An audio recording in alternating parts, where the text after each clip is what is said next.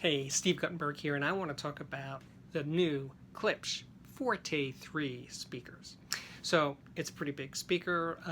It has a 1-inch titanium compression tweeter. It has a 1.75-inch compression mid-range, a 12-inch dynamic woofer, and on the back panel there is a 15-inch passive radiator.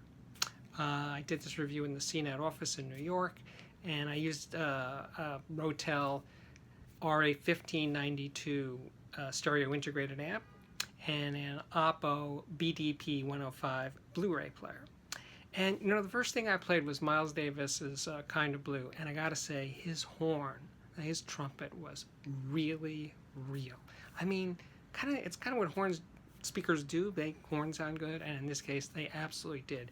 And I also noticed piano was great, dynamics were great. When I played this recording more or less at realistically loud levels, it sounded really good. But I do have a problem talking about this speaker as an audiophile speaker. I mean, it's nowhere as smooth as the Bowers & Wilkins 705S2 I'm about to review. It's definitely not as open as a Magnepan. It doesn't image as clearly as an ELAC Unify F5 tower. It doesn't do those things, but it's better than all of those speakers in terms of sounding real. You play the Rolling Stones Exile on Main Street loud, kick-ass loud, it blows those other speakers away. Okay, so the Forte 3 is not the most refined speaker. I wouldn't be listening to Bach string quartets or anything with this speaker.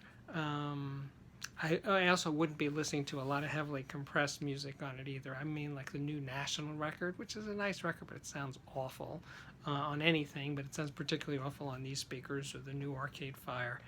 It's not kind to heavily compressed music. It is a tad bright, which I think is part of it.